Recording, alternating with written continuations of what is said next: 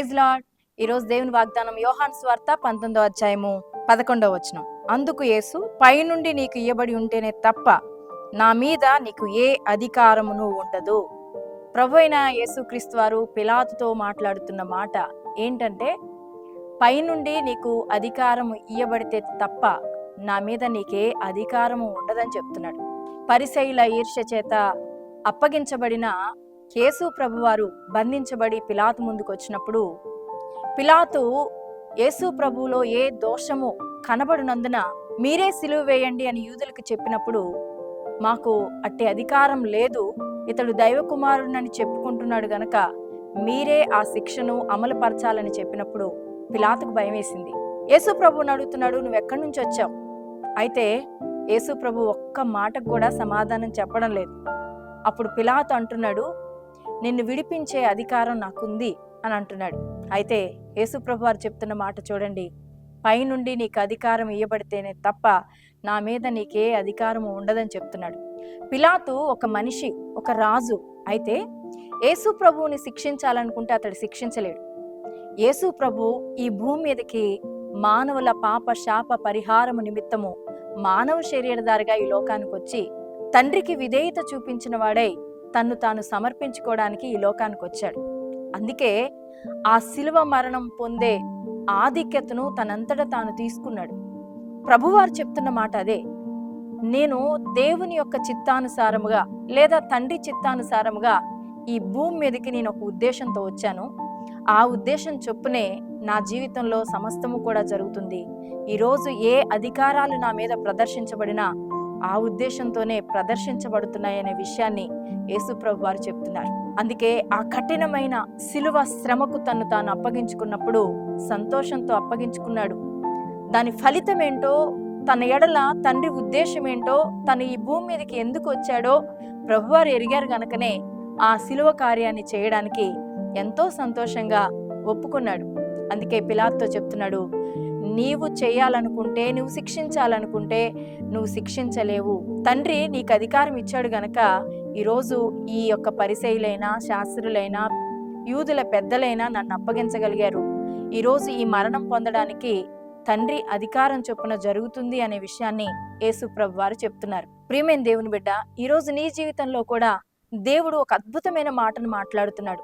ఈరోజు నీ జీవితంలో భయంకరమైన శ్రమలు, శోధనలు, వేదనలు, యాతనలు, అనేక రకాలైన వ్యాధులు, బలహీనతలు, ఆర్థిక ఇబ్బందులు, అప్పులు, రకరకాల మానసిక సమస్యలు, కుటుంబంలో శోధన, ఇటువంటి పరిస్థితులు గుండా నువ్వు వెళ్తున్నావేమో.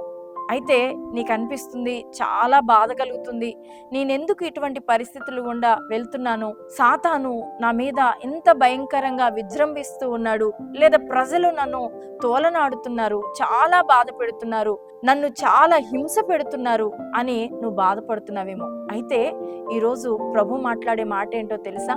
నీ జీవితంలో జరుగుతున్న సమస్తము కూడా నీ మేలు కొరకు జరుగుతున్నవని నువ్వు ఎరగాలి. ఆయన సెలవు లేకుండా మన తల వెంట్రుకల్లో ఒకటి కూడా రాలదు కదా. పరిస్థితులను బట్టి నువ్వెందుకు బెదిరిపోతున్నావు, భయపడిపోతున్నావు? నా పరిస్థితి అయిపోయిందని నువ్వెందుకు చింతపడుతున్నావు? ఇంకా నేను ఈ పరిస్థితి నుంచి విడిపించబడలేను అని ఎందుకు కృంగిపోతున్నావు?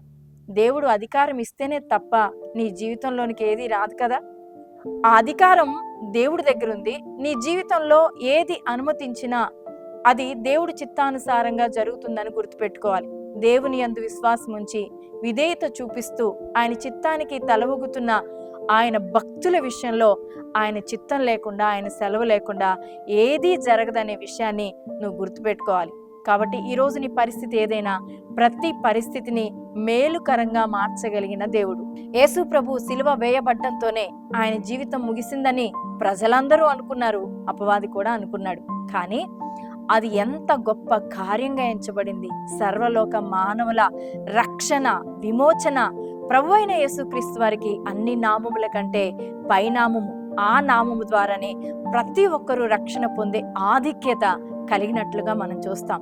కాబట్టి ఈరోజు నీ జీవితంలో అనుమతించబడిన ప్రతి పరిస్థితిని బట్టి కృంగిపోక, నా దేవుని సెలవుతో సమస్తము జరుగుతుంది, నా దేవుడు వీటన్నిటిలో నుంచి నన్ను విడిపిస్తాడనే నమ్మకంతో, విశ్వాసంతో నువ్వు కొనసాగుతూ నీకు కలుగుతున్న శ్రమకు కానీ, నిన్ను భయానికి కలగజేస్తున్న అపవాదికి కానీ, నువ్వు అనుభవిస్తున్న శోధనకు కానీ, సమస్యకు కానీ నువ్వు చెప్పాల్సింది ఏంటంటే, దేవుడు అధికారం ఇస్తేనే తప్ప నువ్వు నా యొద్దకు రాలేవు.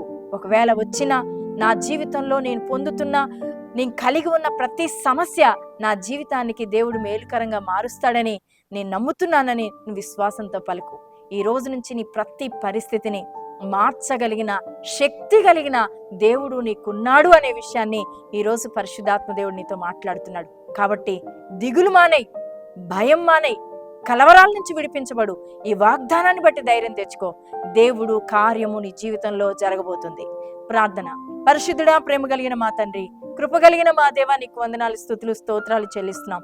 ఈరోజు ఎంతమంది శ్రమలతో కృంగిపోయి, బాధలతో కృంగిపోయి, ఎందుకు నా జీవితంలో ఈ సమస్య వచ్చింది అని బాధపడుతూ, ఈ సమస్య నుంచి ఎవరు విడిపిస్తారని వేదనతో ఉన్నారు ప్రభా. మీరు అధికారం ఇస్తేనే తప్ప ఏ సమస్య మా జీవితంలోనికి రాదు గనుక ప్రతి సమస్య ద్వారా మా జీవితంలో మేలు కలిగించే దేవుడివై ఉన్నందుకు మీకు వందనాలు చెల్లిస్తున్నాను. ఈరోజు ప్రతి బిడ్డను మీరు ధైర్యపరిచి వారి జీవితంలో ప్రతి సమస్య, శోధన, బంధకాలు, బలహీనతల నుంచి విడిపించి వారిని దీవించి ఆశీర్వదించండి ప్రభా.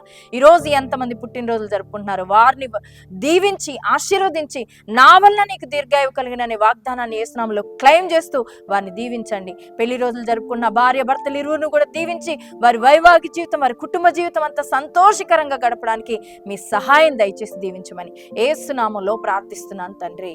ఆమేన్.